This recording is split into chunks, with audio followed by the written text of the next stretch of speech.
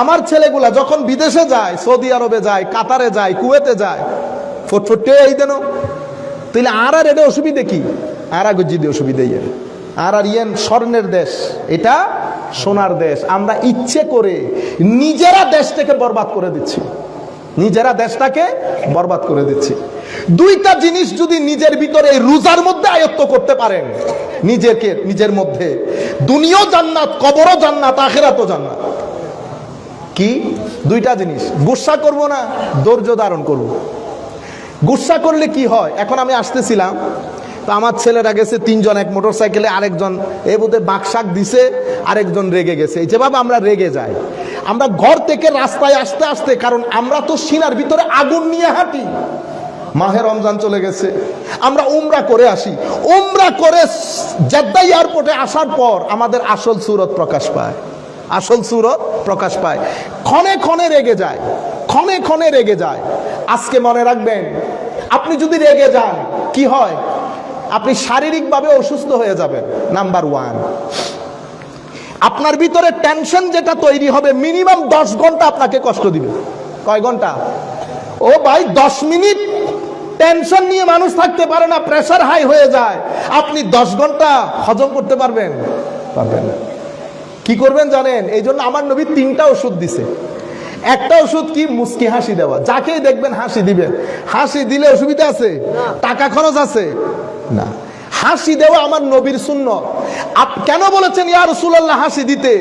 তুমি যখন হাসি দিবা, আরেকজন যে টেনশন নিয়ে ঘুরতেছে, অটোমেটিক্যালি তার টেনশন রিলিজ হয়ে যাবে, অটোমেটিক্যালি তার টেনশন রিলিজ হয়ে যাবে। এরপরে যখন বলবেন আসসালামু আলাইকুম ওয়া রাহমাতুল্লাহি ওয়া বারাকাতুহু, সালাম দিলেন, রহমত দিলেন, বরকত দিলেন, তো টেনশন রিলিজ হওয়ার পরে সেখানে নূর তৈরি হয়।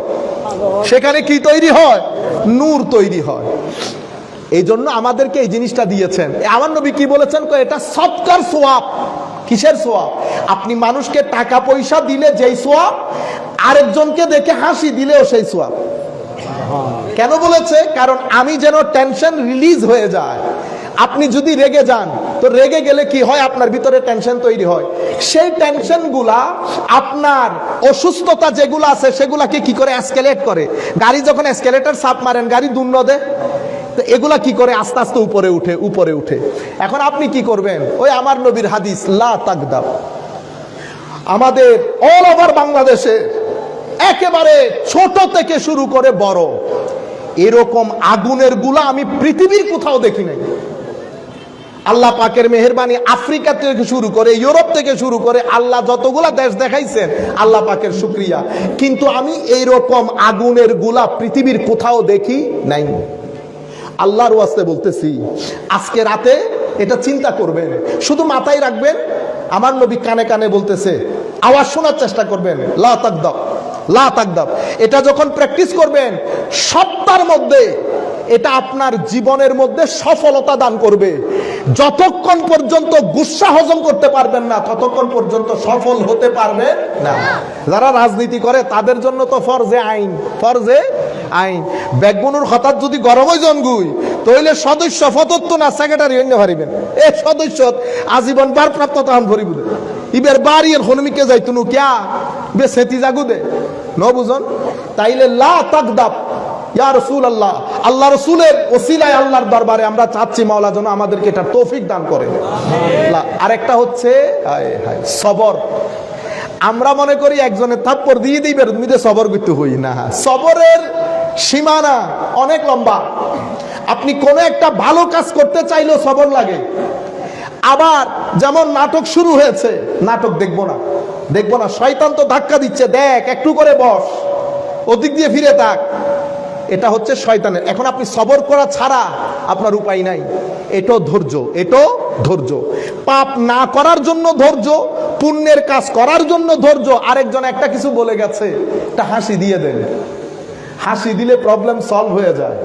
কিন্তু আপনি যদি মারামারি করেন, তো মারামারি করলে দুইটা ক্ষতি আপনার, একটা হচ্ছে শারীরিক ক্ষতি, একটা মানসিক ক্ষতি, আর একটা আপনার পরবর্তী প্রজন্মের ক্ষতি। আপনি যদি একটা জাতিকে ভালো বানাতে চান, আমার নবী মদিনা শরীফের রাস্তায় হাঁটছে, মক্কা শরীফের রাস্তায় হাঁটছে, যার মুখের ইশারায় আরশ পর্যন্ত হেলে উঠে সেই নবী তায়েফের ময়দানে ফেরেশতা পর্যন্ত বসা। হাবিব একবার বলে দেন তায়েফকে উলট পালট করে দেব। আমার নবী সেখানে বলেছেন আমি ধৈর্য ধারণ করব। আমি কি করব? আল্লাহু আকবার। ইয়া রাসূলুল্লাহ।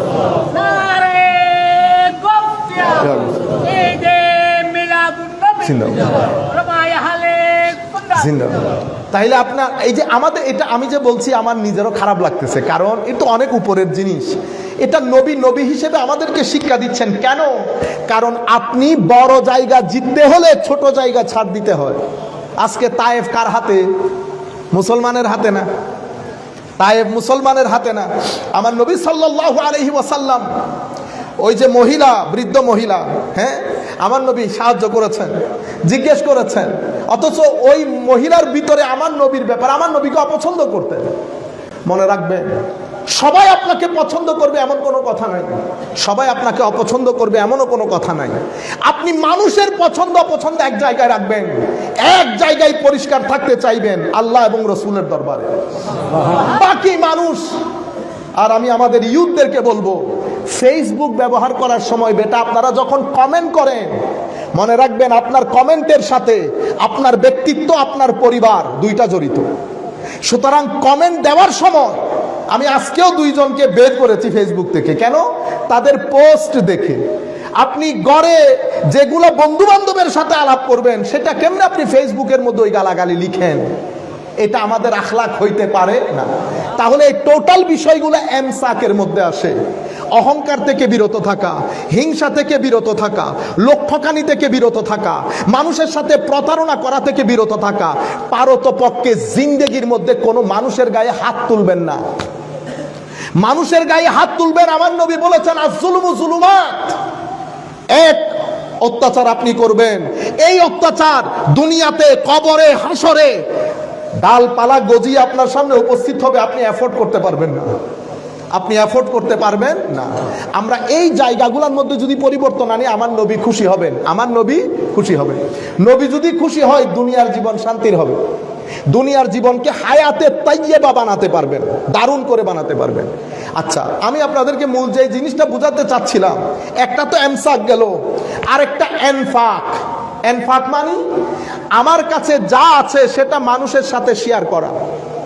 এই জন্য কোরআনে পাকের মধ্যে শুরু থেকে শেষ পর্যন্ত যত আয়াতের মধ্যে আমার আল্লাহ ঈমানের কথা বলেছেন, প্রত্যেক আয়াতে এনফাকের কথা বলেছেন। এনফাক ওয়া মিম্মা রাযাকনাহুম ইউনফিকুন আল্লাযীনা ইউনফিকুনা ফিস সাররাই ওয়াদ দাররাই ওয়াল কাযিমিনাল গায়যা ওয়াল আফিনা আনিন নাস ওয়াল্লাহু ইউহিব্বুল মুহসিনিন। আল্লাহ কি বলেছে জানেন? যারা এনফাক করে, পকেটে টাকা থাকলেও করে, টাকা একটু কম থাকলেও করে, ওয়াল কাযিমিনাল গায়জ গুসাকে হজম করে, ওয়াল আফিনা আনিন নাস মানুষকে ক্ষমা করে দেয়। দেখছেন, গুসা হজম করে, মানুষকে ক্ষমা করে। আমার আল্লাহ কি বলেছেন? ওয়াল্লাহু ইউহিব্বুল মুহসিনিন। সেই ব্যক্তি মুহসিন হয়ে যায়। আর আমি মুহসিনকে বড় ভালোবাসি, আমি মুহসিনকে বড় ভালোবাসি। আপনার সামনে এটা একটা এক্সাম্পল। আমি আপনাদেরকে একটা হাদিস শোনাই। নবী করিম সাল্লাল্লাহু আলাইহি ওয়াসাল্লাম ইরশাদ করছেন, এক ব্যক্তি, উনি হায় হায় সুবহানাল্লাহ, আলহামদুলিল্লাহ, আল্লাহু আকবার, যেভাবে আমরা করি আর কি, রাত দিন এক করে দিচ্ছি না।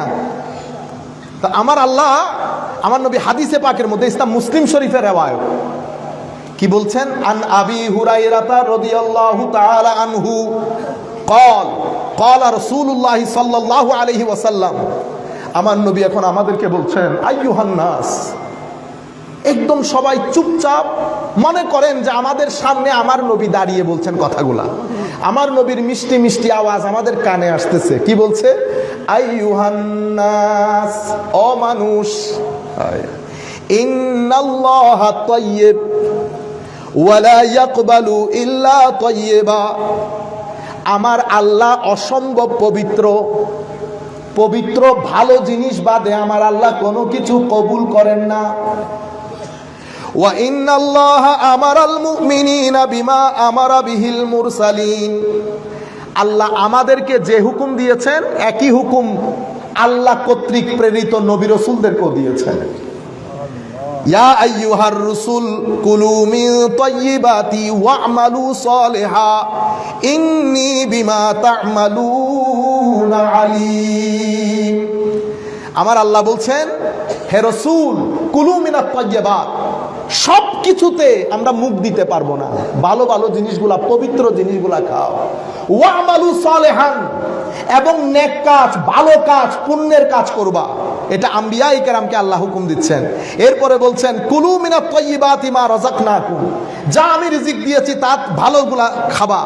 এরপরে এক ব্যক্তির কথা বলছে আমার নবী, হায় হায়, সফরের মধ্যে ধুলোমুখ, এখানে ময়লা লাগানো। আল্লাহির রহমানির রহিম, ফালইয়াউমা নুনাজ্জিকা বিবাদানিকা লিতাকুনা লিমান খালফাকা আয়া ওয়া ইন্না কাসীরাম মিনান নাসি আন আয়াতিনা লাগাফিলুন। ওয়া আইদান ক্বালা আল্লাহু সুবহানাহু ওয়া তাআলা ওয়া লাকাদ সাদ্দাকা আলাইহিম ইবলিসু যান্নাহু ফাত্তাবাউহু ইল্লা ফারীকাম মিনাল মুমিনিন। সাদাকাল্লাহু মাওলানাল আযীম ওয়া সাদাকা রাসূলুহুন নাবিয়্যুল হাবিবুল কারীম ওয়া নাহনু আলা যালিকা লামিনাশ শাহিদিন ওয়াশ শাকিরিন। রব্বি সাল্লি ওয়া সাল্লিম ওয়া বারিক আলাইহি। উপস্থিত, আপনারা হ্যান্ডবিল করেন নাই, আজকের এই আজিমুশান মাহফিলের সম্মানিত সভাপতি, সম্মানিত সুধীবৃন্দ, আমাদের বন্ধুবর জনাব ওকারউদ্দিন সাহেব সহ স্টেজে উপবিষ্ট আমাদের সিনিয়র সহপাঠী, সম্মানিত জন, সুধীজন যারাই বসেছেন, বিশেষ করে সম্মানিত শ্রোতামণ্ডলী, অনলাইনের মাধ্যমে যারা যেখান থেকে আমাদেরকে দেখছেন, আমরা সকলের প্রতি সশ্রদ্ধ সালাম রাখছি। আসসালামু আলাইকুম ওয়া রাহমাতুল্লাহি তাআলা ওয়া বারাকাতুহু।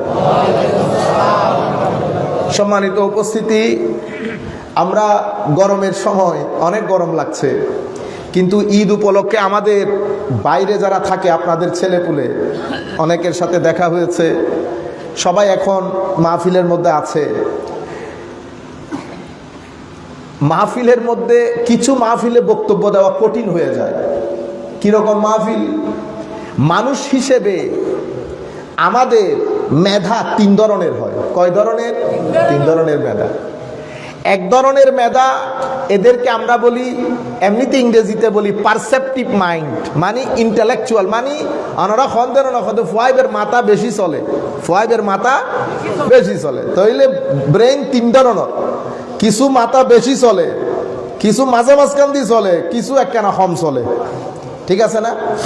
এখন আমরা সেটাকে আমাদের ভাষায়, যেহেতু আমাদের ছেলেরা আছে, আমরা বলি perceptive mind, কনসেপটিভ mind, emotional mind, ঠিক আছে? কিছু ব্রেইন দারুণ। গত পরশু দেখলাম আমাদের গ্যারেজে কাজ করে, এখনো ইন্টারমিডিয়েটে পড়ছে, সে বানিয়ে ফেলেছে ড্রোন। কি জিনিস? ড্রোন। উপরে উড়বে, উপর থেকে নিচে যে গাড়ি ঘোড়া চলতেছে সেগুলাকে তালিম দেবে। কি দেবে? তালিম। দেখছেনি মাথা কেমনে চলে? তো এরে যদি আপনি এখানে বসাই দেন, তাহলে এর জন্য ওয়াজ আলাদা করতে হবে। এরে আপনি যে কোনো ধরনের বক্তব্য দিয়ে ওরে আপনি শিখাইতে পারবেন না, কনভিন্সও করতে পারবেন না। আপনারা বুঝতে পেরেছেন? আচ্ছা, এরা ইন্টেলেকচুয়াল টাইপ হয়, এরা পড়ালেখা করে, জ্ঞান বুদ্ধি রাখে, এক সময় এরা শহরে সেটেল হয়, বিভিন্ন মানুষের, বিভিন্ন বন্ধু বান্ধবের সংস্পর্শে এসে এরা এক সময় দিনদারি ছেড়ে দেয়। কেন? বিজ্ঞান, দর্শন, জ্ঞান বিজ্ঞান পড়ে এরা মনে করে ধর্ম আসলে ব্যাকওয়ার্ড জিনিস, তারা অনেক আগের, তারা অনেক আগায়। তো তারা কি করে? দিন ধর্ম ছেড়ে দেয়। আচ্ছা, এরপরে একটা মাইন্ড আছে মাঝামাঝখানে, এদেরকে আমরা বলি পারসেপটিভ মাইন্ড, মানে এরা প্র্যাকটিক্যাল হয়।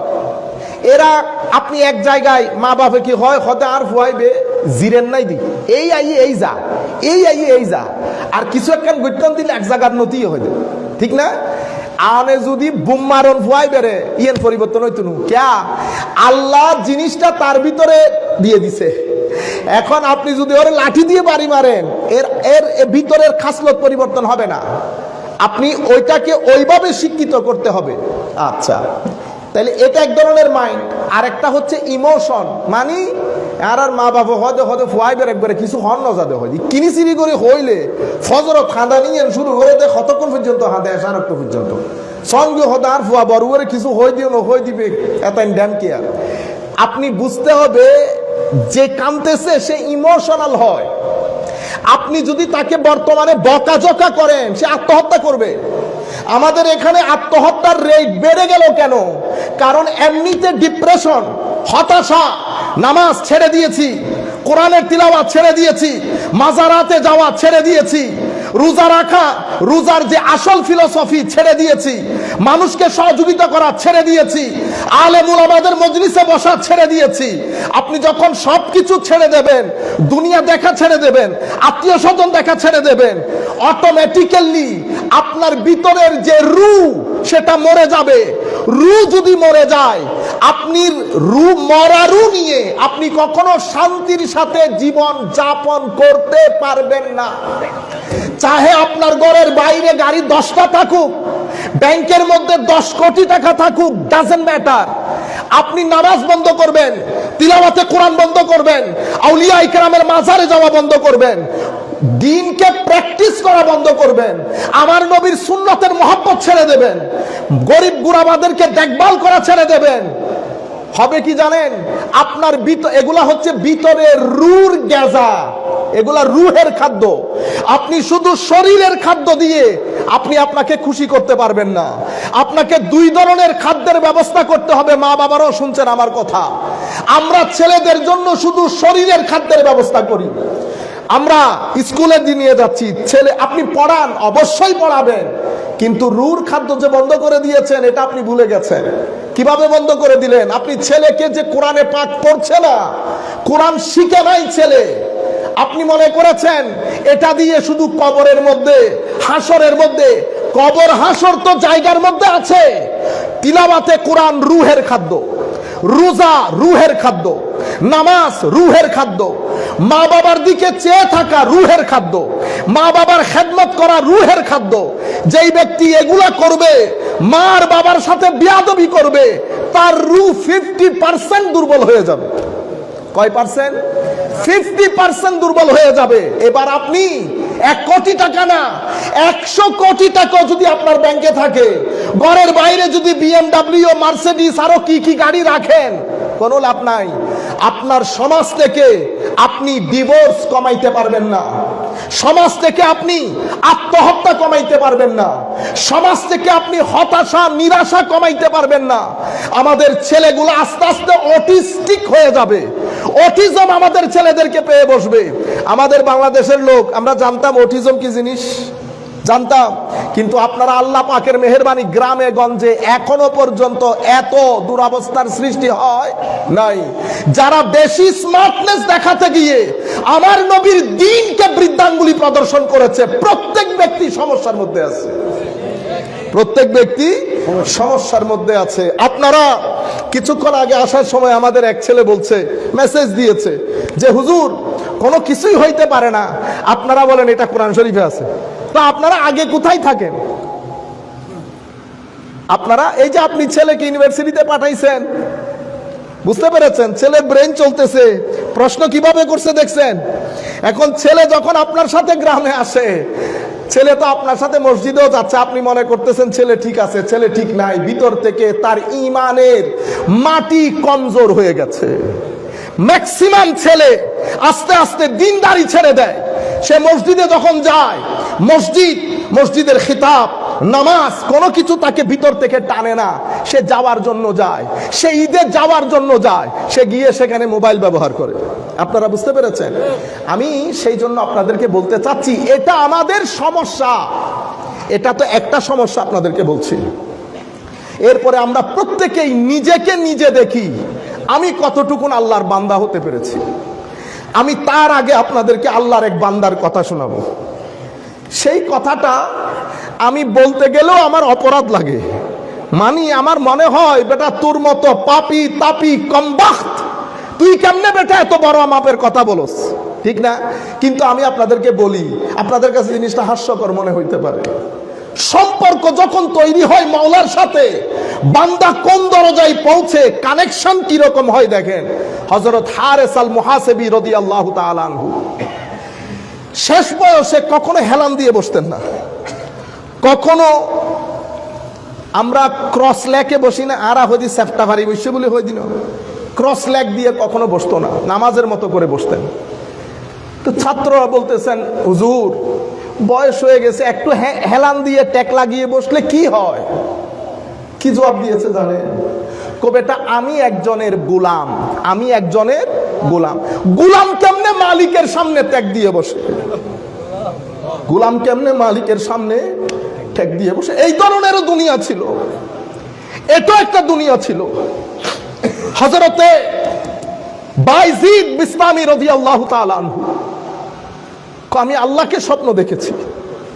আল্লাহকে স্বপ্ন দেখা মানি একদম আল্লাহকে দেখেছে সেরকম না।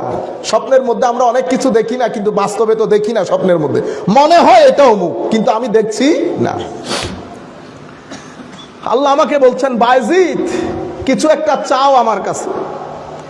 আমরা হলে কত কিছু করতাম, এদের আদব দেখেন। আল্লাহ আপনার কাছে আমি সেটা চাই, আমি যেন আপনি ছাড়া আর কাউকে না চাই। ইন্নী উরিদ আল্লাহ উরিদ ইল্লা মা তুরিদ, ইন্নী উরিদু আল্লাহ উরিদু ইল্লা মা তুরিদু। মাওলা আমি যেন আপনি বাদে আর কাউকে না চাই। এটা একটা দুনিয়া ছিল। এগুলা কেন ছিল? কারণ আমি শুধু রোজা থেকে, যেহেতু রোজা মাত্র গেছে, ওখান থেকে একটা উদাহরণ টেনে বললে আপনারা বুঝতে পারবেন। মাহে রমাদান, মাহে রমজানের মধ্যে তিনটা জিনিস হয়। একটাকে আমরা বলবো এমসাক, কি বলবো? এমসাক। আরেকটাকে বলবো এনফাক, আরেকটাকে বলবো রপ্ত। রপ্ত মানি কানেকশন, এনফাক মানি খরচ করা, আপনার কাছে যা কিছু আছে তা শেয়ার করা। এমসাক মানি আপনি নিজেকে কিছু জিনিস থেকে বিরত রাখা। তাইলে তিনটা জিনিস হয়ে গেল না? এমসাক, এনফাক এবং রপ্ত। কানেকশন কখন হয়? যখন এমসাক এবং এনফাক এটা যখন ঠিক থাকবে কানেকশন হয়ে যাবে। তো কানেকশন হলে কি রকম হয়? কানেকশন হলে আদব চলে আসে, হায়া চলে আসে। যেই ব্যক্তির সাথে মালিক ও মাওলার রপ্ত হয়েছে, আমার নবীর ইশক মোহাব্বত সত্যিকার অর্থে যে ব্যক্তির সিনার ভিতরে এসেছে, কিছু জিনিস দিয়ে আপনি বুঝতে পারবেন প্রথম যেই ঘটনা ঘটবে তার জীবনের মধ্যে একটা রেভলিউশন তৈরি হবে। সেই রেভলিউশন তাকে ভদ্র, নম্র, সহনশীল ব্যক্তি হিসেবে পরিণত করবে। কাপড় চোপড় পরিবর্তন করা বড় সহজ, চরিত্রের পরিবর্তন ঘটানো বড় কঠিন। আমার নবীর ইশক, আমার নবীর সাথে কানেকশন এবং রপ্ত যখন হয়, রপ্ত হওয়ার আগে এক ধরনের, রপ্ত হওয়ার আগে এক ধরনের, রপ্ত হয়ে যাওয়ার পরে ফারুকে আজম রাদিয়াল্লাহু তাআলা আনহু আমার নবীকে তলোয়ার নিয়ে আসে নাই আমার নবীর দরবারে। হ্যাঁ, কি কারণে? আমার নবীকে আহত করবে বা নিহত করবে। রপ্ত ছিল না বিদায়, কিন্তু যখন কানেকশন হয়ে গেছে তখন কি বলে দেখেন, বি আবি আনতা ওয়া উম্মি ইয়া রাসূলুল্লাহ, হুজুর ফারুকের মা বাবা আপনার কদমে কুরবান। জবান দেখছেন, জবান পরিবর্তন হয়ে গেছে না? সম্পর্কের আগে এক ধরনের, সম্পর্কের পরে আরেক ধরনের হয়ে যায়। হযরতে মুসআব বিন উমাইর রাদিয়াল্লাহু তাআলা আনহু, সম্পর্ক যখন ছিল না, মক্কার বিল গেটসের ছেলে, সবচেয়ে ধনী লোকের ছেলে, আমরা বলি না সোনার চামচ মুখে নিয়ে জন্মগ্রহণ করেছে, এই সোনার চামচ মুখে নিয়ে জন্মগ্রহণ করেছে মুসআব বিন উমাইর। হায় হায়, আমার নবী একদিন দারুন নদওয়ার মধ্যে বসা, মুসআব বিন উমাইর আসতেছে, আমার নবীকে বলতেছেন, হুজুর মুসআব আসতেছে। আমার নবী বলতেছেন, আসতে দাও। মুসআব আসলো, আমার নবীর কালমা পড়লো, সম্পর্ক হয়ে গেছে না? সম্পর্ক হওয়ার পরে মুসআবের মা বাবা অত্যাচারের একেবারে শেষ পর্যায়ে নিয়ে গেছে মুসআব বিন উমাইরকে। ঘরে বন্দি করে রাখা থেকে শুরু করে সব ধরনের অত্যাচার। ওনাকে তৈরি করা হচ্ছিল মক্কা শরীফের রাজা হওয়ার জন্য।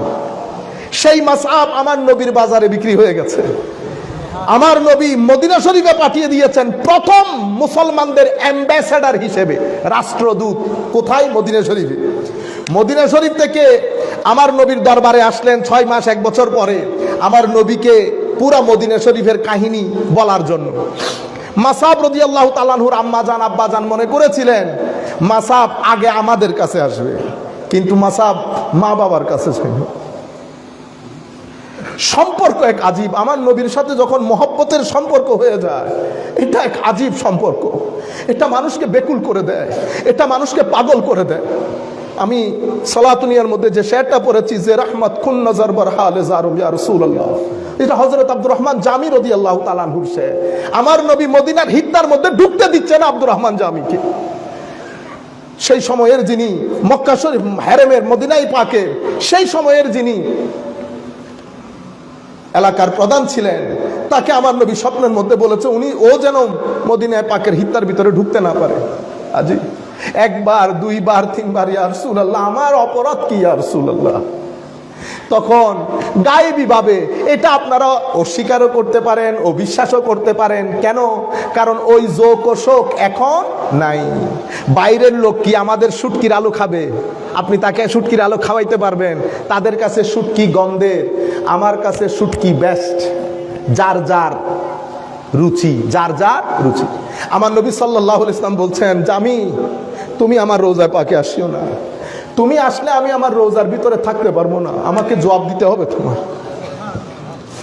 তখন উনি ওই স্টেট, ওই অবস্থার মধ্যে এই শের লেখেন যে রহমত কুন নজর বার হালে জারম ইয়া রাসূলুল্লাহ, यानी যে রহমত কুন নজর বার হালে জারম ইয়া রাসূলুল্লাহ, হুজুর গরিবের অবস্থার উপর একটু করুণা করেন।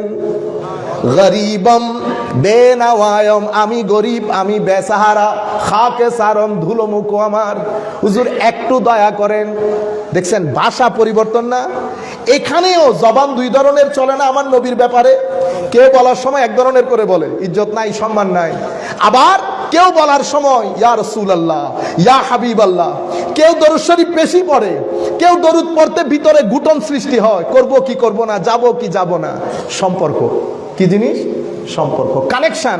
তো আমি আপনাদেরকে বলতে চাচ্ছি, হযরত মাসআব বিন উমের আমার নবীর দরবারে গিয়ে, অতঃপর মা বাবার দরবারে, মা বাবা বললেন, মাসআব এতদিন পরে এসে তুমি আমাদেরকে আগে না দেখে তুমি মুহাম্মদের কাছে চলে গেছো সাল্লাল্লাহু আলাইহি ওয়াসাল্লাম। হযরত মাসআব বলছেন, মা আপনি কেমনে মনে করলেন শহরে আমার নবী থাকবে আর আমি আমার নবীকে না দেখে আপনাকে দেখতে আসব? সম্পর্ক দেখছেন মানুষকে কি করে। আরেক মা হযরত সাদের আম্মা জান, বেটার দিন ছেড়ে দে, মুহাম্মদ সাল্লাল্লাহু আলাইহি ওয়াসাল্লামকে ছেড়ে দে, নতুবা আমি এই ভাত বন্ধ করে দিলাম, ভাত খাবো না, ভাত মুখে তুলবো না। 1 দিন 2 দিন 3 দিন খাচ্ছে না, দুর্বল হয়ে যাচ্ছে। সাদ বলতেছে, আম্মা আম্মা আমার 1 মা না, আমার 10 মাও যদি পৃথিবী থেকে চলে যায়, আমি ওই দরবার থেকে কখনো ফেরত আসবো না। আপনি একজনের কথা বলতেছেন, এটাকে বলে রপ্ত। এটাকে কি বলে? রপ্ত। আপনি এত সহজ সাহাবায়ে কেরামের বিরুদ্ধে শুধু রপ্তের কারণে, শুধু কানেকশনের কারণে, জঙ্গে বদরের মধ্যে ভাই ভাইয়ের বিরুদ্ধে দাঁড়িয়েছে, ভাই বাবার বিরুদ্ধে, ছেলে বাবার বিরুদ্ধে দাঁড়িয়েছে, একজন একজনের বিরুদ্ধে, কাছের আত্মীয়ের বিরুদ্ধে দাঁড়িয়ে গেছে। কি কারণে? সম্পর্কের কারণে। ছেলে বাপের বিরুদ্ধে যুদ্ধ করছে, বাবা নবীর পক্ষে, ছেলে কাফেরদের পক্ষে, ভাই নবীর পক্ষে, আরেক ভাই কাফেরের পক্ষে, সবাই যুদ্ধের মধ্যে বসা। ছেলে বাবাকে বলছে, বাবা বদরের যুদ্ধে আপনি 2-3 বার আমার তলোয়ারের সামনে চলে এসেছেন, আমি শুধু বাবা বলে ছেড়ে দিয়েছি। বাবা বলতেছে, বেটা খুব ভালো কাজ করেছিস, তবে তুই যদি একবার আমার তলোয়ারের সামনে আসতে, আমি তোকে ছেড়ে দিতাম না। বাবা আমাকেও কহে, নবীর দরবারে যেদিন নিজেকে বিক্রি করে দিয়েছি, সমস্ত সম্পর্ক পানি হয়ে গেছে, সমস্ত সম্পর্ক পানি হয়ে গেছে। আমি চাচ্ছি যুবক আপনারা যে কোনো নাম দিয়ে যা করেন, কিন্তু কানেকশন ঠিক রাখবেন, কানেকশন ঠিক রাখবেন। তাইলে আমি 3টা কথা আপনাদেরকে বলেছি। এমসাক, এই যে আল্লাহ রোজা দিলেন, মাওলা কেন দিলেন? রোজা না দিলে কি হইতো? দেওয়ার তো কোনো দরকার ছিল না। আপনারা কখনো চিন্তা করে দেখছেন রোজা কেন দিয়েছে? আমাদের বর্তমানে রোজা পালনের ধরন কিরকম হয়েছে? মাহে রমজান, রুর যে খাদ্যের দরকার, তো রুর খাদ্যের জন্য আমার আল্লাহ পুরো একটা মাসের ব্যবস্থা করেছেন রুর খাদ্যের জন্য। রু যখন শক্তিশালী হয় তখন আপনার শরীর দুর্বল হয়ে যায়। এই দুর্বলতা আপনার শক্তির দুর্বলতা না, এটা অন্য দুর্বলতা। তখন আপনি ইচ্ছে করলেও খারাপ কাজ করতে পারছেন, গালি দিতে পারছেন, গীবত করতে পারছেন, পারেন নাই। যেই চাঁদ উঠেছে আবার আমরা নিজের মতো করে হয়ে গেছি। কিন্তু চাঁদ উঠার আগে আমরা, আপনারা না শুধু, পুরা পৃথিবীতে এই রমজান মাসের মধ্যে ক্রাইম রেট নিচে চলে আসে, ক্রাইম রেট নিচে চলে আসে। যাই হোক, কেন? এমসাক মানে নিজেকে দূরে রাখা। কি থেকে দূরে রাখবেন, এটা বড় গুরুত্বপূর্ণ আপনাদের জন্য। এই পৃথিবীতে দুই ধরনের জিনিস আল্লাহ সৃষ্টি করেছেন, কিছু ভালো কিছু মন্দ, সত্য কথা মিথ্যা কথা, মানুষকে সহযোগিতা, মানুষের সাথে প্রতিযোগিতা, মানুষকে ঠকাবো, মানুষকে ঠকাবো না। আপনার সামনে দুইটা জিনিস, আপনি এখন কোন পথে হাঁটবেন? আপনি যদি খারাপটা দেখেন, খারাপটা বলেন, খারাপটা ধরেন, খারাপটা পেটে দেন, তাইলে এটার একটা রিয়াকশন আছে না? আপনি যেহেতু এমসাক করেন নাই, মানে নিজেকে দূরে রাখেন নাই, তো আপনি যখন চোখ দিয়ে এমন কিছু দেখবেন যেটা আমার আল্লাহ এবং রসুল পছন্দ করেন না, যেটা অসুন্দর, যেটা অশ্লীল, যেটা হারাম, সেটা একটা জিনিস আপনার ভিতরে তৈরি করবে। কি তৈরি করবে? গ্যাস।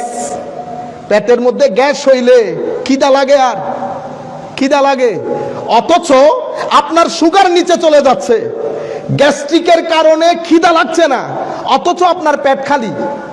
খিদা, পেট যখন খালি হচ্ছে আপনার সুগার নিচে নেমে যাচ্ছে, দারাস করে পড়ে গেছে না। এটা পেটের গ্যাস। কেন হলো? কারণ পেট পছন্দ করে না এমন জিনিস আপনি পেটের ভিতরে ঢেলে দিয়েছেন। তেলের জিনিস, অমুকের জিনিস, সমুকের জিনিস, বাসি জিনিস দিছেন। পেটের মাথা খারাপ হয়ে গেছে, পেট পছন্দ করে নাই। যেই পেট পছন্দ করে না, গ্যাস তৈরি হয়ে গেছে। যেভাবে পেটে গ্যাস তৈরি হয়, সেভাবে রুহানি গ্যাস তৈরি হয়। রুহানি গ্যাস মানে আপনার রু চাইতেছে না এটা কর, আপনি করেছেন। আপনার রু চাচ্ছে না এটা দিস না পেটে, আপনি দিয়েছেন। হারাম দিয়েছেন, মানুষ ঠকিয়েছি, মানুষের সাথে বেয়াদবি করেছি। প্রত্যেক ব্যক্তি এমসাক হয় নাই। এজন্য আমার নবী কি বলেছেন? উম্মত, আমি খাদ্য বন্ধ করার জন্য রোজার ব্যবস্থা করি নাই, আমি এমসাকের জন্য ব্যবস্থা করেছি। খাদ্য থেকে দূরে থাকবো, আবার গুনাহ, আমার আল্লাহ রসুল অপছন্দ করে এমন জিনিস থেকেও নিজেকে দূরে রাখবো। এবার আপনারা ঘরে বসে চিন্তা করেন কি কি জিনিস থেকে আপনি দূরে থাকবেন। এটা কেউ কাউকে বলে দিতে হয় না, কেউ কাউকে বলে দিতে হয় না। আমাদের ভিতরে এই যে আমরা সমাজের মধ্যে শান্তি পাইতেছি না, ডিপ্রেশনে পড়ে গেছি, কোন একটা জিনিস মন মতো খেতে পাচ্ছি না, কোন একটা ডাক্তারের পারফেক্টলি চিকিৎসা পাচ্ছি না, কোন একটা আইন সংস্থার কাছে গিয়ে পারফেক্টলি বিচার চাইতে পারছি না, আমি সামগ্রিকভাবে সমস্যার মধ্যে পড়ে যাচ্ছি, কেউ কাউকে সহযোগিতা করছে না। কেন? এই কেনর উত্তর আপনি মানুষকে ছেড়ে দেন। আমি নিজেকে নিজে জিজ্ঞেস করি, আমি মানুষ হিসেবে ভালো কিনা, আমি মানুষ হিসেবে ভালো কিনা। আমার নবী যখন মদিনা শরীফের মধ্যে দ্বীনের দাওয়াত নিয়ে এসেছেন, আমার নবী কেমন উম্মত চেয়েছেন? আমাকে চেয়েছেন? আমি বলবো না, আমার নবী আমাকে চান নাই। আমার নবী উম্মতের মুখের জবান ঠিক করেছেন। আগে কি বলেছে জানেন? লা তাহাসাদু। আমার সাহাবায়ে কেরাম, একজনের সাথে একজনের হিংসা হবে না। ওয়ালা তাবাগাদু, একজনের সাথে একজনের ঈর্ষা হবে না, কেউ কারো সাথে অহংকার দেখাবে না। ওয়ালা তাদাবারু, কেউ কাউকে পিঠ দিয়ে চলে যাবে না, ইগনোর করবে না। আমার নবী সাল্লাল্লাহু আলাইহি ওয়াসাল্লাম আরো ইরশাদ করেছেন, কুনু ইবাদাল্লাহি ইখওয়ানা, ভাইয়ের মতো জীবন যাপন করবে সবাই মিলে। তাইলে আমার নবী কেমন মুসলমান চাচ্ছেন? আমরা প্রত্যেকেই নিজে দেখেন। আমি আরেকটা কথা আপনাদেরকে বলে দেই, আপনারা এমনিতে আমাদের এখানে যেই ধরনের ওয়াজ চলে আমি ইচ্ছে করলে সেটা করতে পারি, কিন্তু লাভ নাই তো। হয়তো আপনারা বসে থাকবেন, সুবহানাল্লাহ বলবেন, ঠিক বলে চিল্লানি দিবেন, এটা আমার আসা যাওয়া পোষাবে না আমার। এই জন্য আমি আমার ছেলেগুলাকে কিছু জিনিস দিয়ে যেতে চাচ্ছি। একটা ছেলেকে যদি আমি দিতে পারি এটা আমার সফলতা। আপনারা বুঝতে পেরেছেন? এই জন্য মুরব্বীদেরকে বলবো দুয়াও করবেন, সঙ্গেও থাকেন। আমি আপনাদেরকে যেটা বলতে চাচ্ছি, এই যে আমার নবী সাল্লাল্লাহু আলাইহি ওয়াসাল্লামের পক্ষ থেকে আমাকে বলা হচ্ছে, উম্মত মিথ্যা বলিস না। উম্মত কখনো আমরা রেগে যাই না। এক সাহাবী এসে বলতেছেন, ইয়া রাসূলুল্লাহ, হুজুর আমাকে একটা উপদেশ দেন। আমার নবী বলেছেন, লা তাকদাব। লা তাকদাব মানে গুসা করিও না। তো সাহাবী মনে করেছে এটা একটা জিনিস হইলো, ইয়া রাসূলুল্লাহ একটু গর্জিয়াস টাইপের কিছু নসিহত করেন। আবার এই পাশে আসছে, আমার নবী বলতেছেন লা তাকদাব। উনি বলতেছেন গুসা করিও না, এটা তো একটা হালকা জিনিস। আবার এই পাশে এসে বলতেছে, ইয়া রাসূলুল্লাহ একটা ভারী জিনিস কিছু বলেন। আমার নবী বলতেছেন লা তাকদাব, গুসা করিও না। আপনারা জানেন আমাদের এখানে, আমাদের হার্ট, আমাদের এখানে হঠাৎ মৃত্যু, স্ট্রোক করা, এগুলার অনেক কারণ আছে না? আমরা এত অল্প বয়সে স্ট্রোক করি কেন? আমরা এত অল্প বয়সে আমাদের চেহারা ভেঙে যায় কেন? আমার ছেলেগুলা যখন বিদেশে যায়, সৌদি আরবে যায়, কাতারে যায়, কুয়েতে যায়, ফটফটে এই দেন, তাহলে আর এটা অসুবিধে কি? আর গজ্জিদে অসুবিধে আর ইয়েন স্বর্ণের দেশ, এটা সোনার দেশ। আমরা ইচ্ছে করে নিজেরা দেশটাকে বরবাদ করে দিচ্ছি, নিজেরা দেশটাকে বরবাদ করে দিচ্ছি। দুইটা জিনিস যদি নিজের ভিতরে এই রোজার মধ্যে আয়ত্ত করতে পারেন, নিজের মধ্যে, দুনিয়াও জান্নাত, কবরও জান্নাত, আখিরাতও জান্নাত। কি দুইটা জিনিস? গুসা করব না, ধৈর্য ধারণ করব। গুসা করলে কি হয়? এখন আমি আসতেছিলাম, তো আমার ছেলেরা গেছে তিনজন এক মোটর সাইকেলে, আরেকজন এই বোধে বাকশাক দিছে, আরেকজন রেগে গেছে। এই যে বাবা আমরা রেগে যাই, আমরা ঘর থেকে রাস্তায় আসতে আসতে, কারণ আমরা তো সিনার ভিতরে আগুন নিয়ে হাঁটি। মাহে রমজান চলে গেছে, আমরা উমরা করে আসি, উমরা করে জেদ্দা এয়ারপোর্টে আসার পর আমাদের আসল সুরত প্রকাশ পায়, আসল সুরত প্রকাশ পায়। ক্ষণে ক্ষণে রেগে যায়, ক্ষণে ক্ষণে রেগে যায়। আজকে মনে রাখবেন, আপনি যদি রেগে যান কি হয়? আপনি শারীরিকভাবে অসুস্থ হয়ে যাবেন। নাম্বার ওয়ান, আপনার ভিতরে টেনশন যেটা তৈরি হবে, মিনিমাম 10 ঘন্টা আপনাকে কষ্ট দিবে। কয় ঘন্টা? ও ভাই 10 মিনিট টেনশন নিয়ে মানুষ থাকতে পারে না, প্রেসার হাই হয়ে যায়। আপনি 10 ঘন্টা হজম করতে পারবেন? পারবেন না। কি করবেন জানেন? এই জন্য আমার নবী 3টা ওষুধ দিছে। একটা ওষুধ কি? মুস্কি হাসি দেওয়া। যাকেই দেখবেন হাসি দিবেন। হাসি দিলে অসুবিধা আছে? টাকা খরচ আছে না। হাসি দেওয়া আমার নবীর সুন্নাত। কেন বলেছেন ইয়া রাসূলুল্লাহ হাসি দিতে? তুমি যখন হাসি দিবা, আরেকজন যে টেনশন নিয়ে ঘুরতেছে, অটোমেটিক্যালি তার টেনশন রিলিজ হয়ে যাবে, অটোমেটিক্যালি তার টেনশন রিলিজ হয়ে যাবে। এরপরে যখন বলবেন আসসালামু আলাইকুম ওয়া রাহমাতুল্লাহি ওয়া বারাকাতুহু, সালাম দিলেন, রহমত দিলেন, বরকত দিলেন, তো টেনশন রিলিজ হওয়ার পরে সেখানে নূর তৈরি হয়। সেখানে কি তৈরি হয়? নূর তৈরি হয়। এই জন্য আমাদেরকে এই জিনিসটা দিয়েছেন। আমার নবী কি বলেছেন? এটা সদকার সওয়াব। কিসের সওয়াব? আপনি মানুষকে টাকা পয়সা দিলে যেই সওয়াব, আরেকজনকে দেখে হাসি দিলেও সেই সওয়াব। কেন বলেছে? কারণ আমি যেন টেনশন রিলিজ হয়ে যায়। আপনি যদি রেগে যান, তো রেগে গেলে কি হয়? আপনার ভিতরে টেনশন তৈরি হয়। সেই টেনশনগুলা আপনার অসুস্থতা যেগুলো আছে সেগুলাকে কি করে এসকেলেট করে।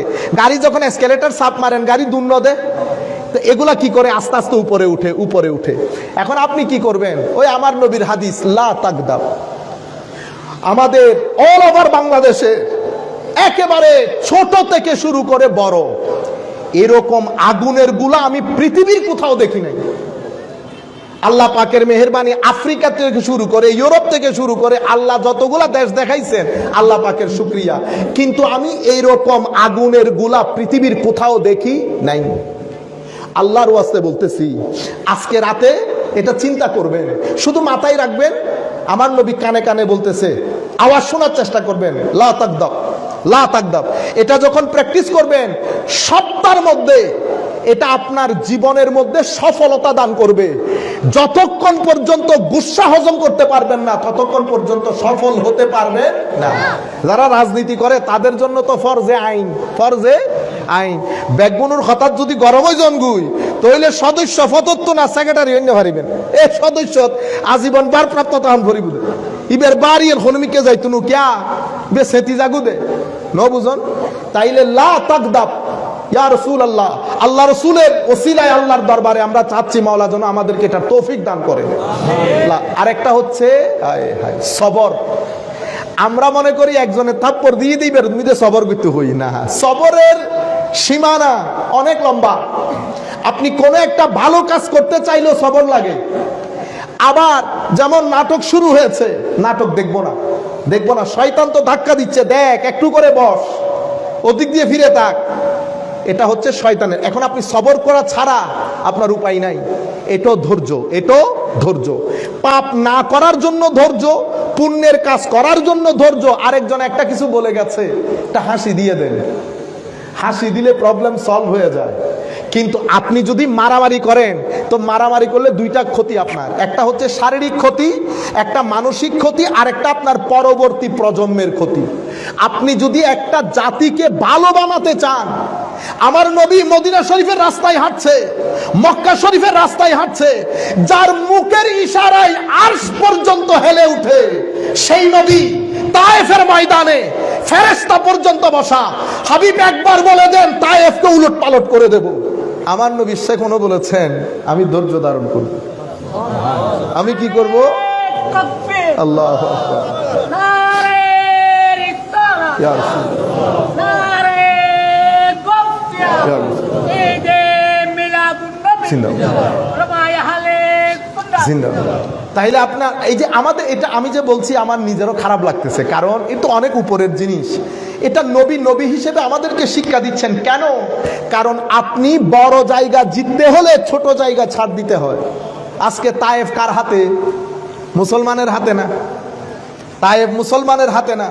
আমার নবী সাল্লাল্লাহু আলাইহি ওয়াসাল্লাম ওই যে মহিলা, বৃদ্ধ মহিলা, হ্যাঁ, আমার নবী সাহায্য করেছেন, জিজ্ঞেস করেছেন, অথচ ওই মহিলার ভিতরে আমার নবীর ব্যাপার, আমার নবীকে অপছন্দ করতেন। মনে রাখবেন, সবাই আপনাকে পছন্দ করবে এমন কোনো কথা নাই, সবাই আপনাকে অপছন্দ করবে এমনও কোনো কথা নাই। আপনি মানুষের পছন্দ অপছন্দ এক জায়গায় রাখবেন, এক জায়গায় পরিষ্কার থাকতে চাইবেন আল্লাহ এবং রসুলের দরবারে। বাকি মানুষ। আর আমি আমাদের ইউথদেরকে বলবো, ফেসবুক ব্যবহার করার সময় বেটা আপনারা যখন কমেন্ট করেন, মনে রাখবেন আপনার কমেন্টের সাথে আপনার ব্যক্তিত্ব, আপনার পরিবার দুইটা জড়িত। সুতরাং কমেন্ট দেওয়ার সময় আমি আজকেও দুইজনকে বের করেছি ফেসবুক থেকে। কেন? তাদের পোস্ট দেখে। আপনি গড়ে যেগুলো বন্ধু বান্ধবের সাথে আলাপ করবেন সেটা কেমনে আপনি ফেসবুকের মধ্যে ওই গালাগালি লিখেন? এটা আমাদের আখলাক হইতে পারে না। তাহলে এই টোটাল বিষয়গুলো এমসাকের মধ্যে আসে।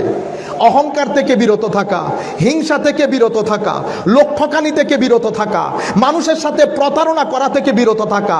পারতপক্ষে জিন্দেগির মধ্যে কোনো মানুষের গায়ে হাত তুলবেন না। মানুষের গায়ে হাত তুলবেন, আমার নবী বলেছেন আজ-জুলুমু জুলুমাত। এক অত্যাচার আপনি করবেন, এই অত্যাচার দুনিয়াতে, কবরে, হাসরে ডালপালা গজিয়ে আপনার সামনে উপস্থিত হবে, আপনি এফোর্ড করতে পারবেন না, আপনি এফোর্ড করতে পারবেন না।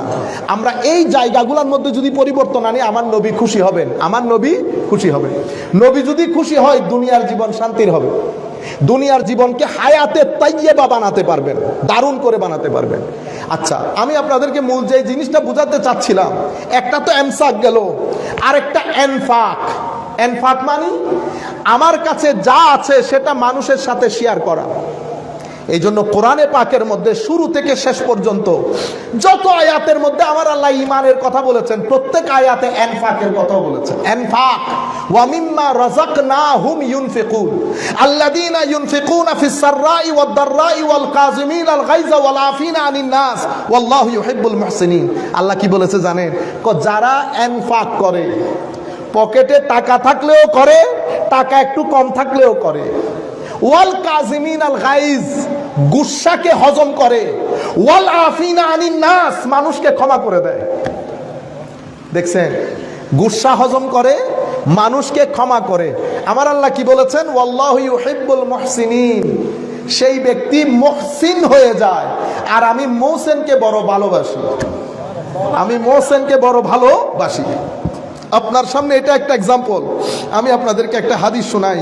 নবী করিম সাল্লাল্লাহু আলাইহি ওয়াসাল্লাম ইরশাদ করছেন, এক ব্যক্তি, উনি হায় হায়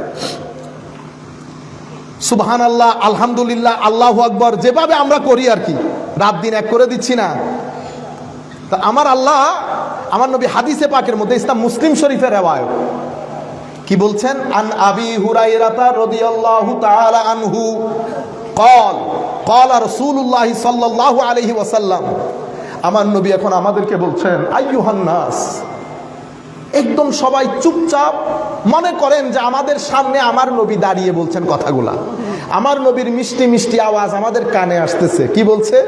আইয়ুহান নাস, ও মানুষ, ইন্নাল্লাহা তাইয়্যিব ওয়ালা ইয়াকবালু ইল্লা তাইয়্যিবা, আমার আল্লাহ অসম্ভব পবিত্র, পবিত্র ভালো জিনিস বাদে আমার আল্লাহ কোনো কিছু কবুল করেন না। ওয়া ইন্নাল্লাহা আমারাল মুমিনিনা বিমা আমারা বিহিল মুরসালিন, আল্লাহ আমাদেরকে যে হুকুম দিয়েছেন একই হুকুম আল্লাহ কর্তৃক প্রেরিত নবী রাসূলদেরকেও দিয়েছেন।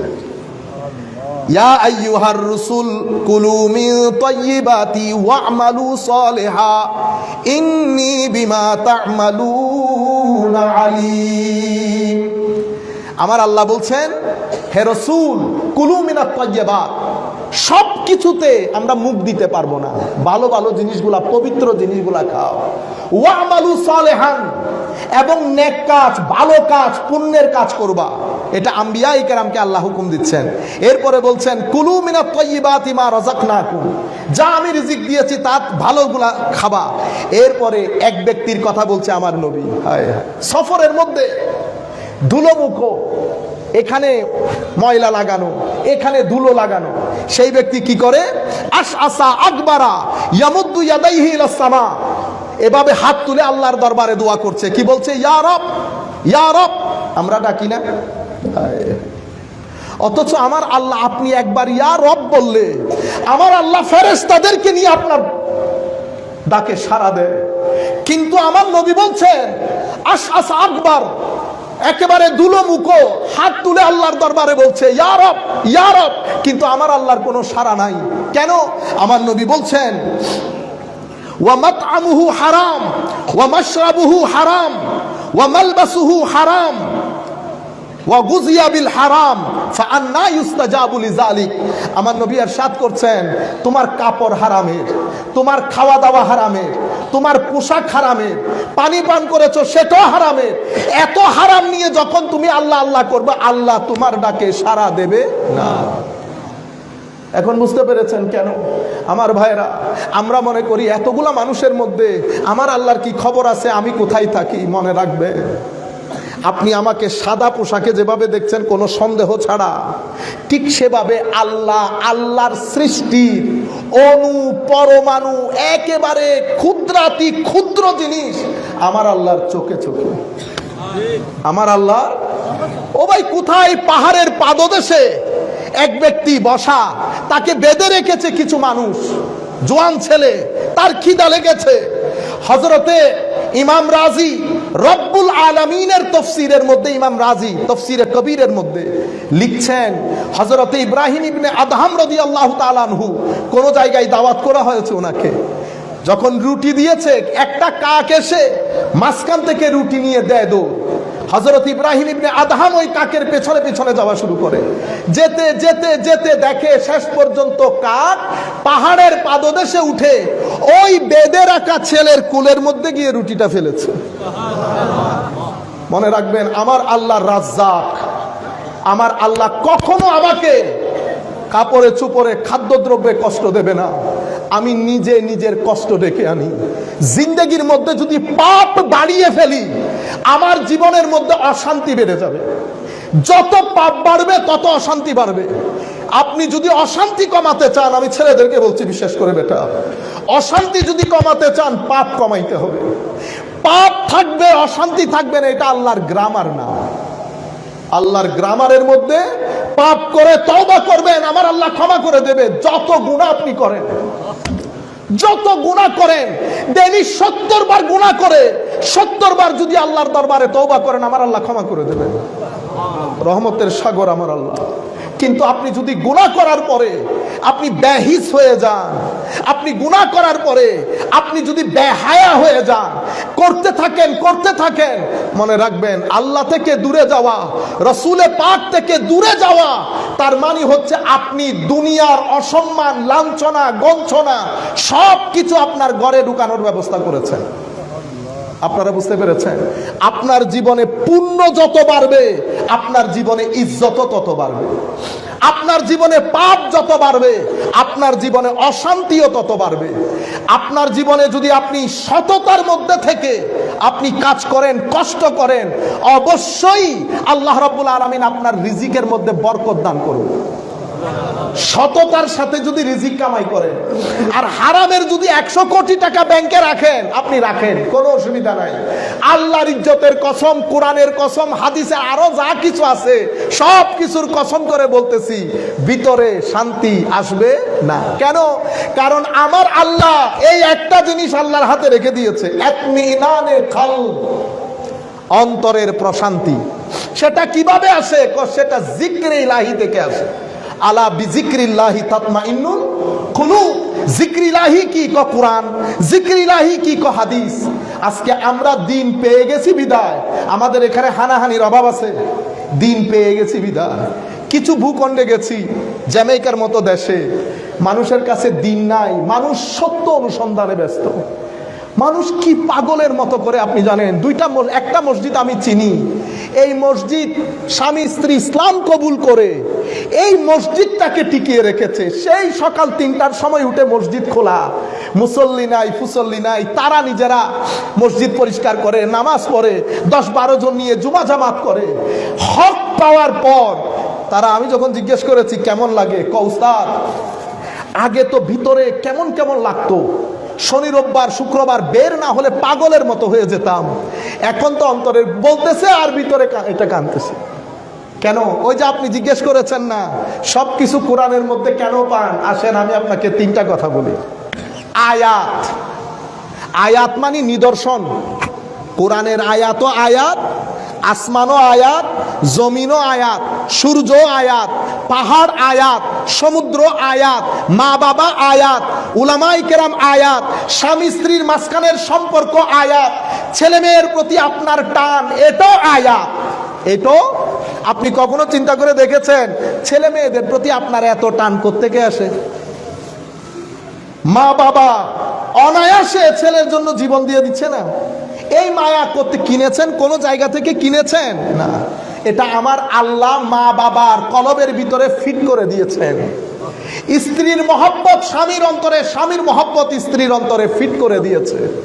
কোরআনে পাকের মধ্যে আল্লাহ আয়াতের একটা লিস্ট দিয়েছেন, আমিন আয়াতি আন খালাকালাকুম মিন আনফুসিকুম আজওয়াজা আমিন আয়াতি খালকুস সামাওয়াতি ওয়াল আরদ।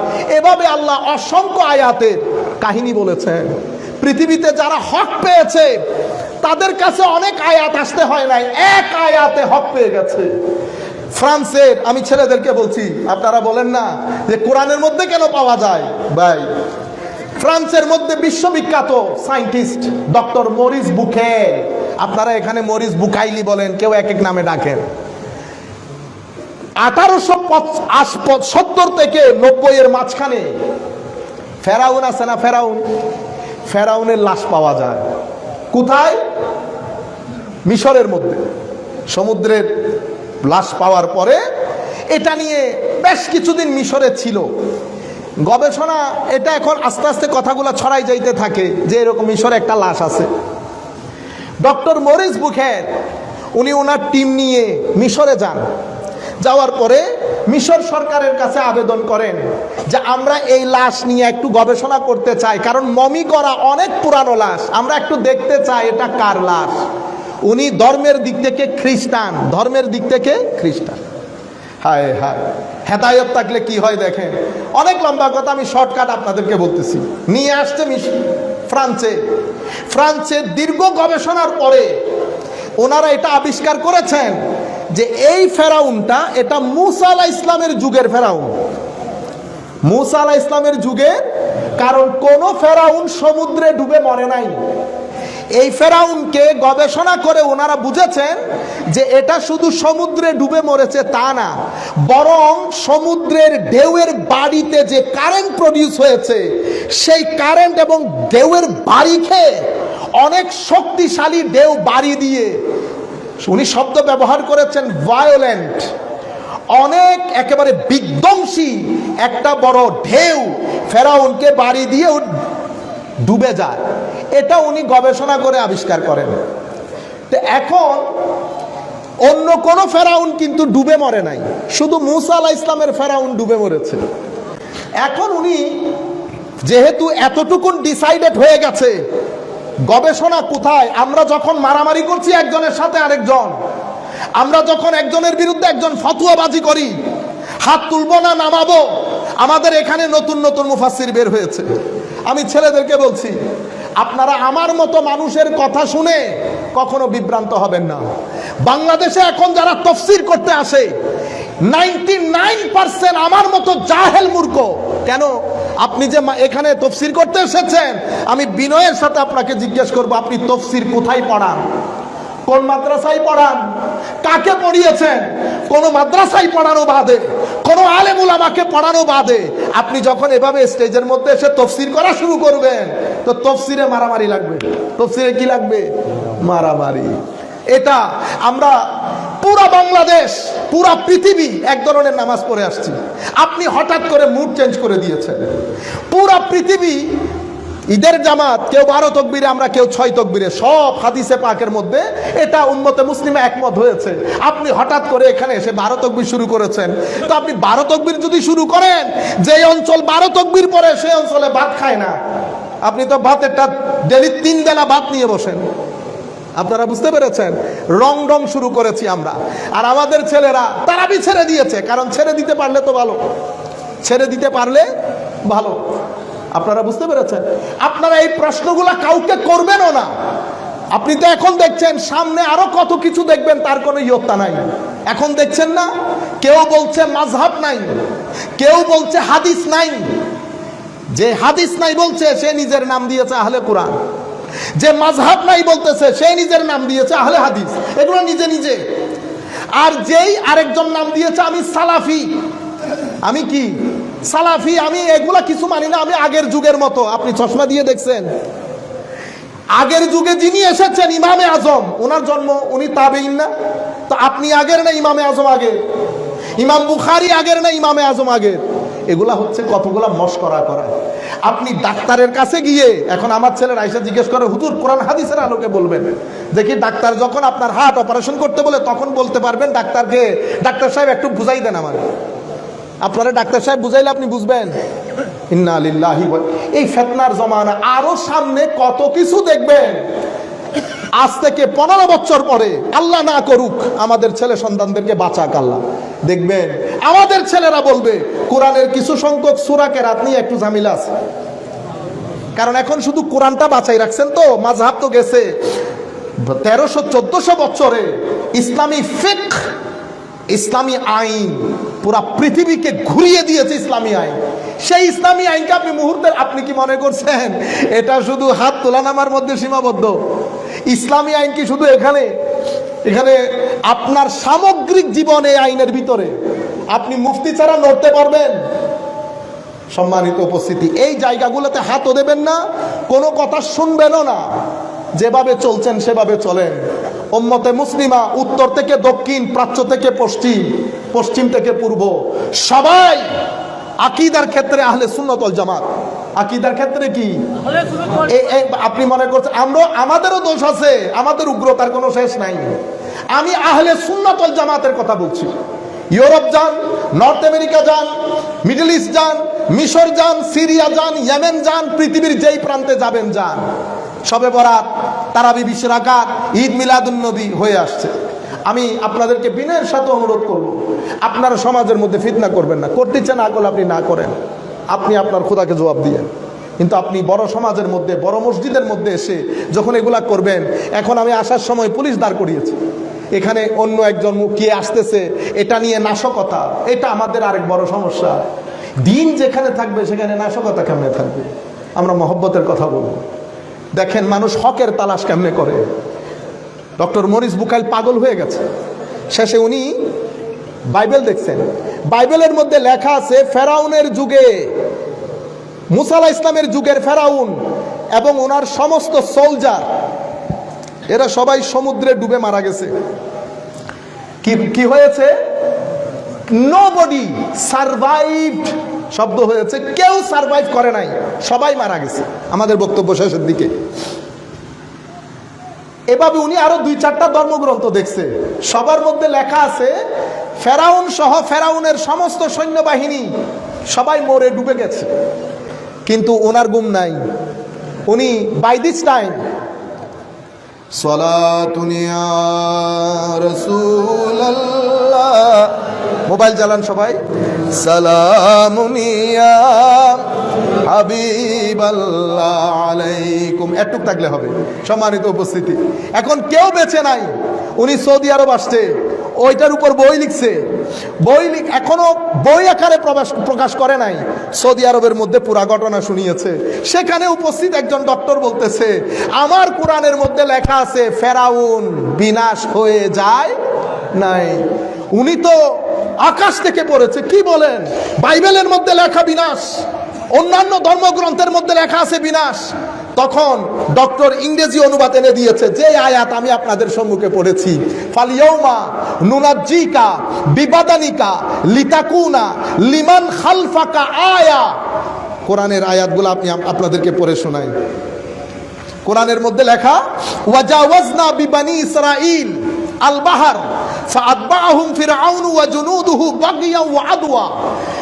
মুসা আলাইহিস সালাম সহ বনি ইসরাইলের পেছনে পেছনে ফেরাউন এবং ফেরাউনের সৈন্যবাহিনী তাদেরকে দৌড়ান দিছে, হিংসা এবং শত্রুতা পোষণ করে। হাত্তা ইজা আদরাকাহুল গারাকু ক্বালা আমানতু আন্নাহু লা ইলাহা ইল্লাল্লাযী আমানাত বিহি বানু ইসরাঈল ওয়া আনা মিনাল মুসলিমিন। যখন সেই ডুবে যাওয়ার অবস্থা হয়েছে, ঢেউয়ের বাড়ি খেয়েছে, তখন ফেরাউন বলতেছে, কলা, সে বলতেছে আল্লাহ আমি মুসা আলাইহিস সালামের যেটার উপর ঈমান এনেছে আমিও ঈমান এনেছি, আমি মুসলমান হয়ে গেছি। আমার আল্লাহর জবাব আল-আন ওয়াকাদ আসাইতা ক্বাবল ওয়া কুনতা মিনাল মুফসিদিন। তুমি এখন কালমা পড়ছো, ইতোপূর্বে তোমার ফিতনা ফাসাদের জন্য জমিনে মানুষ শিখতে পারে নাই, মানে তোমার এখনকার ঈমান গ্রহণযোগ্য হবে না। এরপরে আমার আল্লাহ বলছেন ফালিয়াউম, অতএব আজকে আমি তোমার শরীরকে নুনাজ্জিকা বিবাদানিকা, তোমার শরীরকে আমি প্রটেক্ট করলাম, রক্ষা করলাম, যেন তোমাকে দেখে পরবর্তী যুগ, পরবর্তীতে আসা মানুষ সবার জন্য যেন তুমি একটা নিদর্শন হও। লিমান খালফাকা আয়া, এই আয়াত পড়ার পরে মরিস বুকাইলের ঘুম হারাম হয়ে গেছে। সে ঘরের মধ্যে এসে চিন্তা করতেছে ফেরাউন যে এটা মুসা আলাইহিস সালামের যুগের ফেরাউন, এটা তো আমরা এখন জানতে পেরেছি, এবং এটা যে ঢেউয়ের বাড়িতে মারা গেছে এটাও আমরা বর্তমানে সায়েন্সের গবেষণা করে জানতে পেরেছি। এই কথা নবী মুহাম্মদুর রাসূলুল্লাহ জানলো কেমনে? সাল্লাল্লাহু আলাইহি ওয়াসাল্লাম। সাথে সাথে উনি লা ইলাহা ইল্লাল্লাহ বলে মুসলমান হলেন, এক নিদর্শন দেখে। আচ্ছা বলেন তো, এখন কোরআনের মধ্যে কি আমি দেখতে গেছি না সেই দেখতে গেছে? আপনারা বুঝতে পেরেছেন। আমি আর 2টা ঘটনা বলে বক্তব্য শেষ। আরেকজনের নাম ডক্টর গ্যারি মিলার, উনি কানাডিয়ান লোক, অনেক বড় বিতার্কিক। সে ম্যাথ, লজিক, অঙ্ক, যুক্তিবিদ্যা এগুলার উপর চরম পারদর্শী, তার সাথে কেউ কথাই পারে না। তো তার বন্ধু বান্ধব এসে তাকে কোরআন দিয়েছে, তুমি একটা কাজ করো, তুমি তো বোধ ম্যাথমেটিক্স বুঝো, তুমি একটু গবেষণা করে কোরআন থেকে কিছু ঐতিহাসিক গণনাকৃত কোনো কিছু ভুল বের করো তুমি। হায় হায়, কোরআন পড়া শুরু করছে, শুরু করতে করতে সূরা নাহালের মধ্যে আসছে। সূরা নাহলের মধ্যে আয়াত পড়েছে শুধু এটা, ওয়া আওহা রাব্বুকা ইলান নাহলি আনিত্তাখিজি মিনাল জিবালি বুয়ুতা ওয়া মিনাশ শাজারি মিম্মা ইয়ারিশুন সুম্মা কুলি মিন কুল্লিস সামারাতি ফাসলুকি সুবুলা রাব্বিক যুলুলা يخرج من بطونها شراب مختلف ألوانه فيه شفاء للناس إن في ذلك لآية لقوم يتفكرون আমার আল্লাহ কোরআনে পাকের মধ্যে বলছে ওয়া আওহা রাব্বুকা ইলান নাহাল, মধু পোকা আছে না, মধু পোকা, মধু পোকার কাছে আল্লাহ ওহী করলেন। কেন? মধু পোকা যেন গাছ থেকে, ফল থেকে, ফল ফ্রুট থেকে উপরে ছাদ করে রেখেছে না মানুষ, ওইটার মধ্যে জালি বেঁধে ফল ফ্রুটের সিনা থেকে মধু চাক করে তারা যেন মধু সংগ্রহ করে মধু জমায়। এটা কোরআন কাকে বলছে জানেন? মধু পোকার মধ্যে যেটা ফিমেল মধু পোকা, মহিলা মধু পোকা, সেটাকে বলছে। কোরআনে পাকের মধ্যে মধু পোকার কথা 4 বার এসেছে, 4 বারই এসেছে মুয়ান্নাস মানি স্ত্রীলিঙ্গ। আমি শব্দ 4টা শব্দ, আনিত্তাখিজি, এরপরে এসেছে কুলি, ফাসলুকি। এই শব্দগুলা দিয়ে আল্লাহ মহিলা মধু পোকাকে বলতেছে।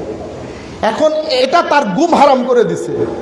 সেই বলতেছে মধু পোকার স্ত্রীলিঙ্গ, মহিলারা যে মধু আহরণ করে সেটা তো আমরা গত 30 বছর আগে জানতে পেরেছি যে মধু পোকার মধ্যে এখানে জোড়া আছে, স্ত্রীলিঙ্গ আছে, স্ত্রীলিঙ্গ আছে, পুল্লিঙ্গ আছে, পুরুষ মধুপুকও আছে, স্ত্রী মধুপুকও আছে।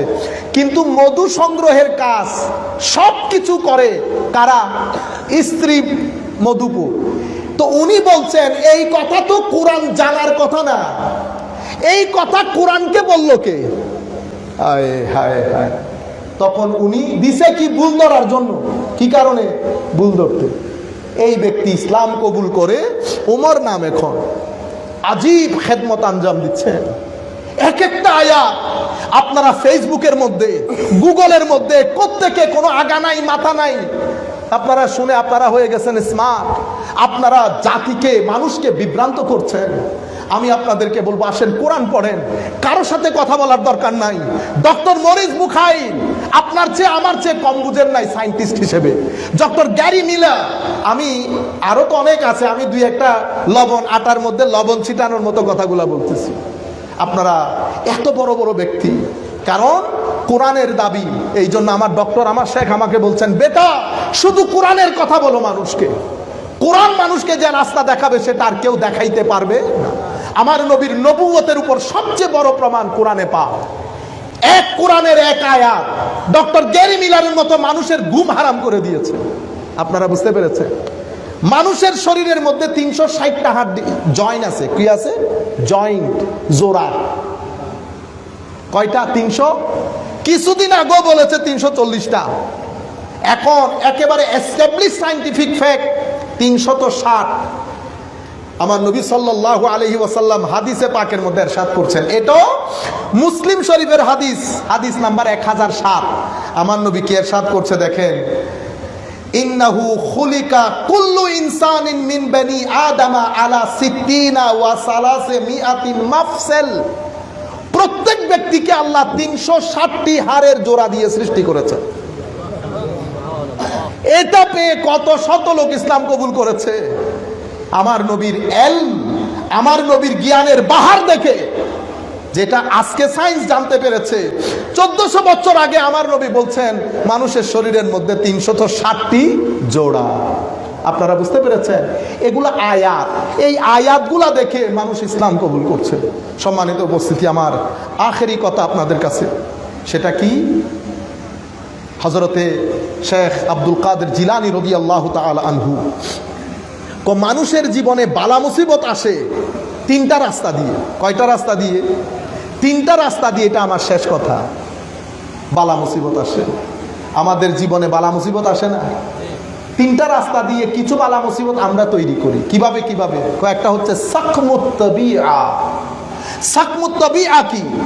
সাকমুত তাবিআ হচ্ছে আপনার শরীরের ভিতরে দুইটা শক্তি, একটা আপনাকে ধাক্কা মারে খারাপ জিনিস দেখে এনজয় করার জন্য, আরেকটা আপনাকে ধাক্কা মারে সেটা থেকে রক্ষা করার জন্য।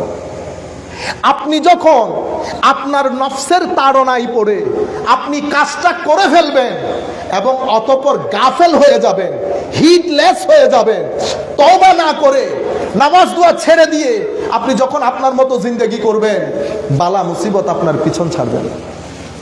বালা মুসিবত, লাঞ্ছনা গঞ্ছনা আপনার পিছন ছাড়বে না। আরেকটা কি? আরেকটা হচ্ছে মুলাজামাতুল আদা। মুলাজামাতুল আদা কি? আমাদের ভিতরে আল্লাহ রাব্বুল আলামিন একটা আদত দিয়েছেন, নফস। সেটা আমাদেরকে ম্যাক্সিমাম সময় আমাদের জবানকে ঠেলে আমরা যেন আরেকজনের কথা বলি। আমি গতকালকে একটা নিয়ে হাসাহাসি করতেছিলাম, আমাদের এক আত্মীয়। তো আমরা বসছি, উনি কথা বলতেই আরেকজনের। তো আমি বলছি আগামী আধা ঘন্টা পর্যন্ত আমরা অন্য কারো ব্যাপারে কথা বলবো না। আপনি দেখেন, উনি 2-3 বার ট্রাই দেওয়ার পরে আমি যখন বলতেছি এটাও তো আরেকজনের, তখন উনি বলতেছেন তো এলে তো হতাই হইতেন না, মানে আরেকজনের কথা আর কি হই মাইলে তার কোনো হতাও নাই, মানে আপনার কাছে আর কোনো কথা নাই। আপনি যখন আমার গীবত করবেন, আপনি আমার গুনাহগুলো কেড়ে নিচ্ছেন। নেন, আরো নেন, অসুবিধা নেই। আপনারা বুঝতে পেরেছেন? আপনি যখন গীবত করবেন, গীবত করার মাধ্যমে আপনি অশান্তি খরিদ করে নেবেন। মারা নিশ্চয়ই শুনতেছেন, অশান্তি খরিদ করে নেবেন। এরপরে যদি আপনি 10টা তাবিজ লটকায় রাখেন, অশান্তি যাবে না। কেন? কারণ আপনি ঘরের বাথরুমের যেই ছিদ্র দিয়ে ময়লা ঢুকতেছে সেটা বন্ধ না করে আপনি দুবাইয়ের এয়ার ফ্রেশনার দিলে লাভ আছে? দুবাইয়ের এয়ার ফ্রেশনার দিয়ে লাভ হবে না। হযরতে জালালউদ্দিন রুমি বলছেন, যেই জায়গা থেকে জিনিসগুলো আসছে সেটা ব্লক করো আগে। সুতরাং মুলাজামাতুল আদা, আপনি যখন গীবত করবেন, আপনি আপনার আদতকে প্রশ্রয় দিবেন, অটোমেটিক্যালি আপনার বালা মুসিবত আপনার জিন্দেগি ছাড়বে না। আপনারা বলেন না বড় দুঃখ কষ্টের মধ্যে আছি। তৃতীয় জিনিস হযরতে হুজুর গৌসুল আজম বর্ণনা করেছেন, ফাসাদুস সুহবা। ফাসাদুস সুহবা এটা কি? এটা যখন হুজুরকে জিজ্ঞেস করা হয়েছে, আমরা বলি না সৎসঙ্গে স্বর্গবাস, অসৎসঙ্গে স্বর্গবাস। সঙ্গ দুই প্রকার, একটা নিজের সাথে নিজের সঙ্গ, আর একটা আমার সাথে মানুষের সঙ্গ। একটা তো আমি যার সাথে চলতেছি সেই ব্যক্তি, আর একটা কিন্তু আমার ভিতরে আছে, সেটা কে? নফস। আমার নফস যদি খারাপ জিনিস হয় তাহলে তো আমি খারাপের সাথেই আছি, আমার নফস যদি ভালো হয় তাহলে তো আমি ভালোর সাথেই আছি। মা বাবা আত্মীয় স্বজন আমার খারাপ বন্ধুটাকে দেখতেছেন, কিন্তু আমার ভিতরে, আমার নফসের ভিতরে অশ্লীল, হারামখোরি, প্রতারণা এগুলা কিন্তু দেখতেছে না। আমি এইটা নিয়ে চলি। সেই জন্য আমার আল্লাহ বলছেন, ইন্নাল্লাহা ইউহিব্বুত তাওয়াবিনা ওয়া ইউহিব্বুল মুতাতাহহিরিন।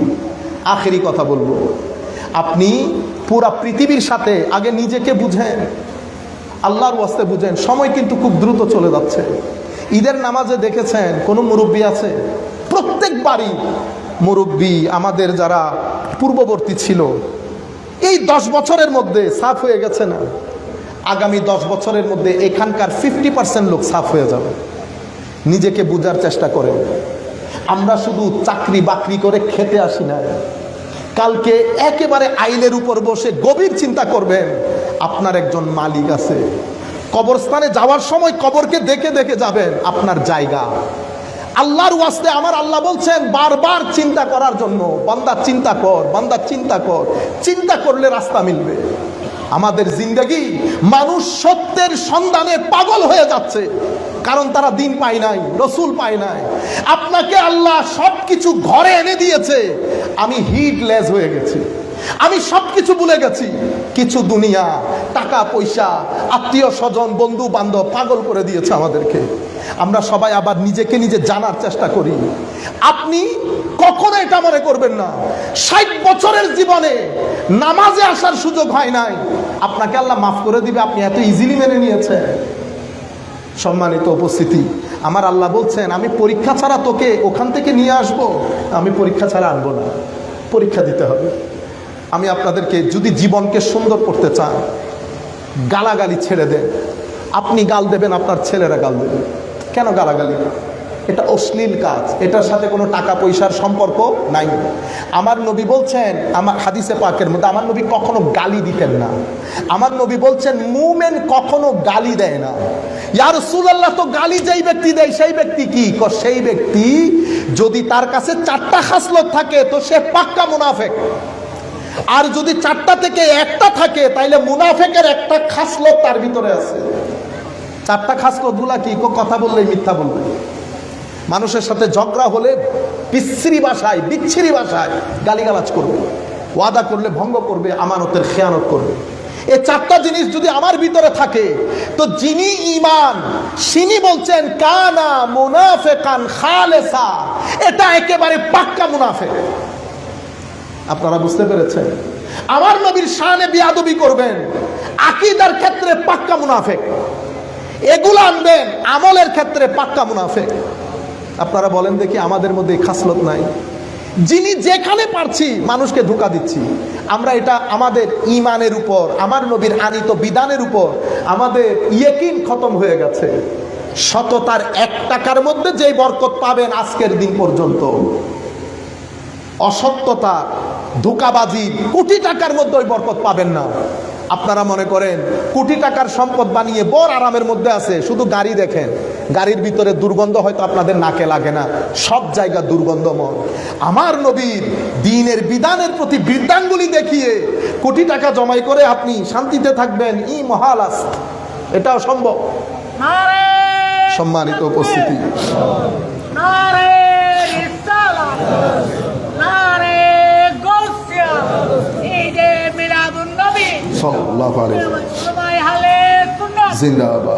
আমার নবী সাল্লাল্লাহু আলাইহি ওয়াসাল্লাম সেই কারণে তওবা, তাহারাত এবং সৃষ্টির প্রতি মায়া, এই 3টা জিনিসের মাধ্যমে আমরা আল্লাহর সাথে যদি রবত কায়েম করি, এটা এক আজীব সম্পর্ক।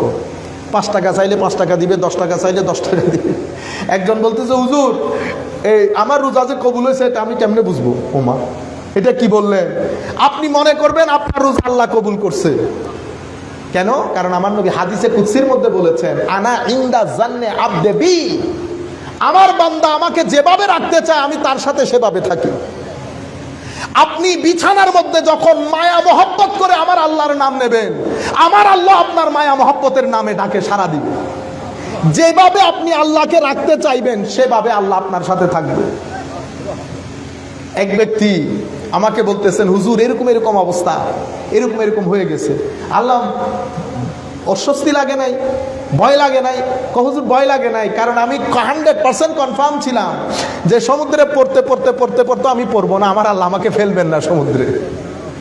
পরে আমাকে যখন বিপদের কথা বলতেছে, একটার পর একটা বিপদ আসতেছে, আমি বলতেছি তুমি পড়ো রব্বি ইন্নী মাগলুবুন ফান্তাসির, মাওলা বাস আমি শেষ, তোমার দয়া চাই। পর আমি বললাম, তোমার নার্ভাস লাগে নাই? হুজুর লাগে নাই। কেন? হুজুর আমার বিশ্বাস ছিল আমার আল্লাহ সমুদ্রে পড়ে যাব অবস্থায় আমার আল্লাহ আমাকে ধরবেন। তো যেভাবে চাইছে আমার আল্লাহ সেভাবে করছে। সুতরাং আল্লাহর উপর ভরসা করবেন। ছেলেদেরকে বলছি, একটু একটু এই যে ফেসবুকের মধ্যে বেশি সময় দেওয়া, এটা কম করে আনেন। এটা আপনাকে ডিপ্রেস করবে, মানসিকভাবে অসুস্থ করবে। আপনি লাইট অফ করে দিয়ে যখন অন্ধকারের মধ্যে এটা কন্টিনিউয়াস দেখতে থাকবেন, আপনার চোখ এটা এফেক্ট করবে।